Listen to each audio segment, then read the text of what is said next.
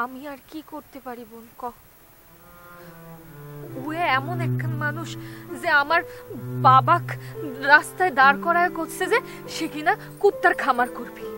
ক এটা শুনি কি আমার বাবার মিজাজ ঠিক থাকে? সে তো রাগে মাইকে ফায়ার হয়ে গেছে। বন্ডে 3 বছর গরুটারে পালি পুষি বড় করেছি। আল্লাহ চাইতো একটা ফুটফুটা বাচ্চাও হয়েছে। 3 সের দুধ পেতাম, কিন্তু ওই গাই গরুটারেও বেঁচে দিয়েছে। এখন নিজের বুঝ যদি নিজে না বুঝতে পারে তাহলে পরে আমরা আর কত বলে কয়ে বোঝাবো বল? কষ্ট কষ্ট করে চল, দেখি কি হয়। আমিও তো বুঝতেছি না। মা আইরিন, তোমরা এখানে বসে আছো? কি হয়েছে মোতালেব চাচা?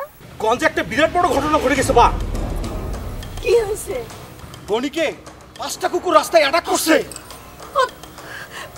চাচা কি করছেন? কালীপাড়ে ভাইজান একা কই আছে? সবাই মিলে তাকে সরকারি হাসপাতালে নিয়ে যাচ্ছে।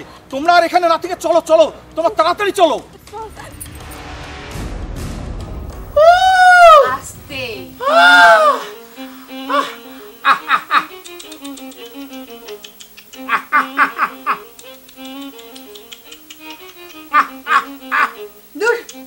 তোমার এইসব ভুগে চুগে আর ভাল লাগে না আমার।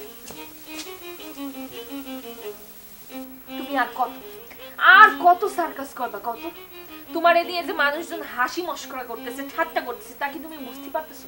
আর তোমার এই কুত্তার খামার করার বুদ্ধি কে দিয়েছে?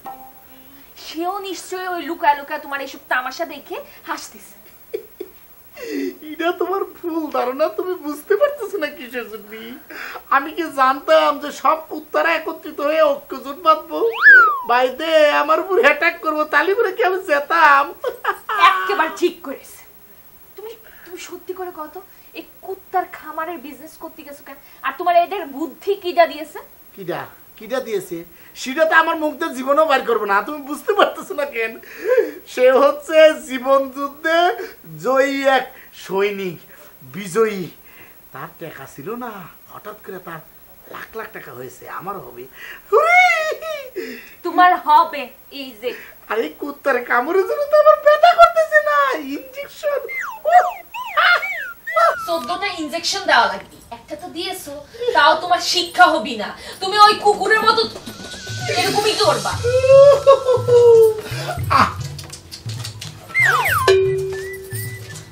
আসসালামু আলাইকুম কাকা। ওয়ালাইকুম আসসালাম। বাবা গনি, তোমার শরীরটা এখন কেমন?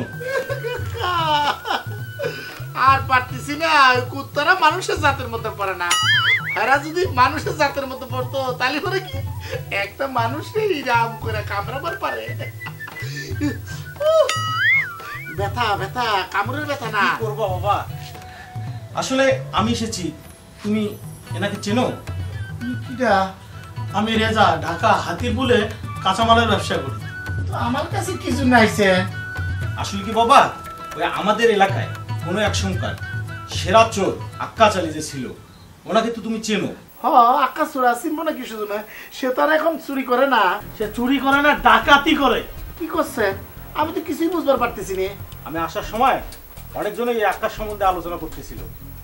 আমার এক পরিচিত লোক আমার সঙ্গে পরিচয় করে দিল। তারপর আমার ক্যাশ বাক্স থেকে টাকা পয়সা সহ আমার আসার সময় মোটরসাইকেলটাও নিয়ে আসছে।